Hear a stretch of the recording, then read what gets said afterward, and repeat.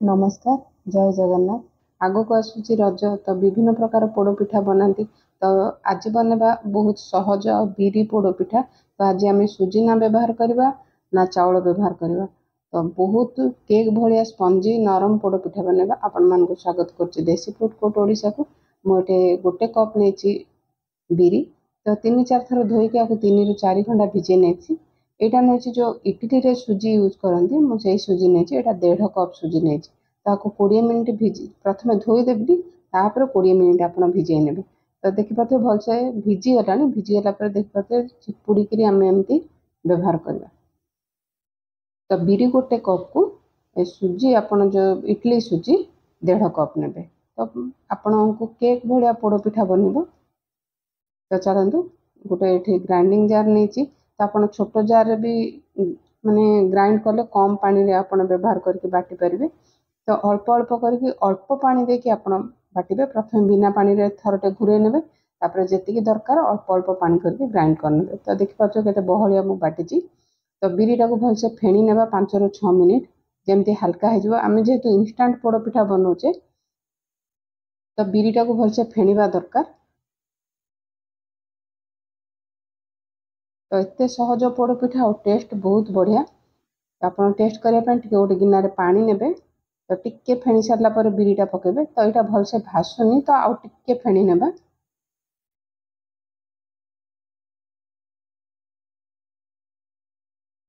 तो एमती पोड़पिठा बनाया भिडियोटा प्रथम रू शेष जाए देखूँ। तो देखिपे आउ टिके फेणिला बिरीटा ऊपर भलसे भासुची। तो आमर परफेक्ट बिरी ये फेणी होगा। तो बिरी को रखा साइड रे आम जो इडली सुजी भिजे एमती चिपुड़ी चिपुड़ी आम जो बिरी फेणी ता देहरे मिसई नेबा। आपण सुजी रे पोड़पिठा बनई चाउल बटा देके बनई तो एमती थरे बनातु। आ बहुत सहज उपाय बहुत टेस्टी बनूचे आ केक परिका पोड़पिठा बनूचे एत नरम बनूचे। जो आम जो सुजी रो इडली रो सुजी जो आम पकेला भलसे आम फेंटी नेबा। तो आज वीडियो जदि भल लगुच तो वीडियो गोटे लाइक करनी। आ चैनल नुआ थे निहाती चैनल को सब्सक्राइब करने। तो ये भलसे मु सुजी सहित इडली सुजी सहित बिरी को भलसे मिसई नेली।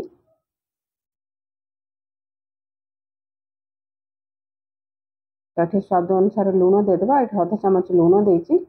तो मिठाटा जेहेतु मीठा पोड़पिठा बनाऊे तो टिके लुण देले मिठाटा टेस्ट भल आसो। ये गोटे चामच देती पान मधुरी आ खंडे अदा को मुझे छेचिकी नहीं।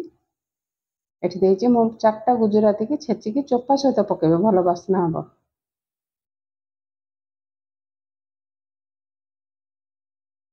ये मुझे 2टा तेजपत्र को एमती छोट छोट काटिक पकई। ये गोलमरच को टिके दरदरा ग्राइंड करके गोटे चामच गोलमरच देती। तो मुझे छोट छोट काटिक कटा नड़ियार परिमाण टिके अधिका नहीं आ कोरा नड़िया टिके कम नहीं। आप चाहिए कोरा नड़िया टिके अधिका पकई पारे। तो यही प्रोसेस रे आप कोरा नड़िया को भी जंतिकी भी पोड़पिठा बन पारे। ये मुझे आलमंड को फ्राए करके काटिक नहीं तार टेस्टा भल लगे। कंचा अपेक्षा आप घी में भाजिक पकाउं तो बहुत ही स्वाद लगे। काजू को भी मुझे घी में भाजिक नहीं। आप चाहिए मुझे चीनी यूज कर चाहिए गुड़ भी व्यवहार करेंगे। तो ये 1/4 चामच ये बेकिंग सोडा देती। तो ये स्वाद अनुसार चीनी देती। आपड़ जी मीठा खाइबे से अनुसार चीनी किंबा गुड़ को आपड़ छेचिकी छोट छोट करके पकई पारे। नचेत अल्प पानी देकी आप मेल्ट करके छाणिकी भी पकई पारे। तो सबको भलसे गोले नेबा। जो देसी गुआ घी में मु काजू आ आलमंड को छाणी भाजी थी से घी को ही मुझे आड कर नहीं। तो सबको भलसे गोले नेबा। तो आप प्रोसेस रे ही आप माने काठ चुली रे पोड़पिठा पड़े तार भी टेस्ट बहुत ही बढ़िया लगे। ताको 20 मिनिट आम रेस्ट रखने जेहेतु चीनी आम पकईचे भलसे मिसीज आम बिरी सहित। तो देख पारे टे पतला होगा चीनी आमर जो भलसे मेल्ट माने मिसीगला टे पतला होगा।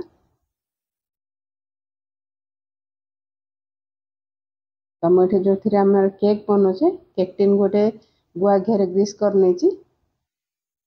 आम बिरी आ सुजीर बैटर को आड करनवा।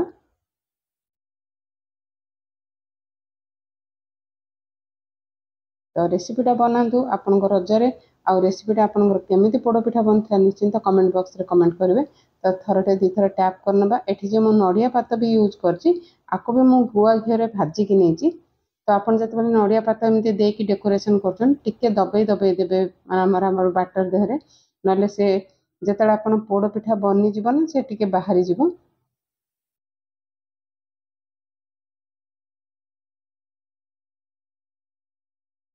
आपन साल ऊपर भी टूटी फुटी भी दे पारे बहुत सुंदर देखा। तो मुझे 10 मिनट आगु प्री हिट होगापी गोटे डेक्ची रे लुण देकी गोटे स्टाण्ड देकी गरम होगापी बसई पूरा भलसे गरम हो जाए।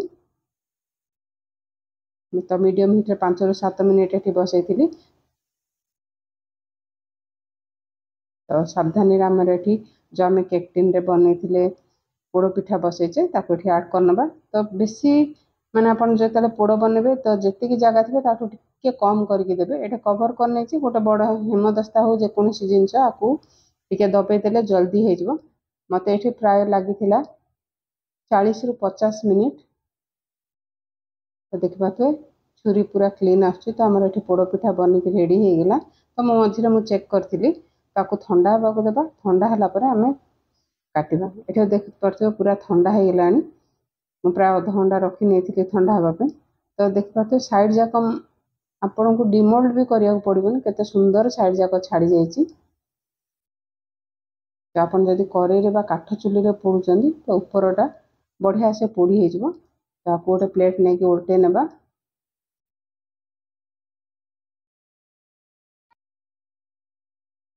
तो ऊपर टिके थरे थपथपे देले पूरा बाहर जाव। देख पार्थ केक्टिंग जमारू भी आमर पूरा क्लीन हो बाहर। आ पोड़ पिठाटा देखो केते स्पंजी हो केते बड़ भी साइज रो फुलिकी होती। तो निश्चिंत थे ट्राए करूँ। बहुत ही सुंदर और बहुत टेस्टी पोड़ पिठा बनूची। एमती बनईकी रजरे एंजॉय करूँ। आमर आपणकर केमती पोड़ पिठा बनता निश्चिंत कमेंट सेक्शन रे गोटे कमेंट करेंगे। चलतु काटी नेबा। तो देख पाते केते नरम बनी पोड़ पिठा।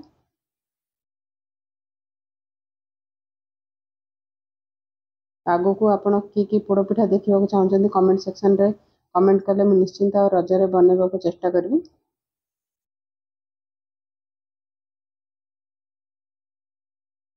तो वीडियोटी जदि टिके भी भल लगुच तो लाइक शेयर सब्सक्राइब करने जमारू भूलें। तो देखो केते पूरा नरम पोड़ पिठा बनिक रेडी है जमी cake type row. A test भी बहुत बढ़िया। किंतु मुझे चीनी यूज करछि आपण गुड़ भी यूज करंतु। तो कलर बहुत बढ़िया आसीबो। जो माने चीनी पसंद करना गुड़ यूज करंतु। तो पुणी आसीबो गोटे नुआ रेसिपी सहित।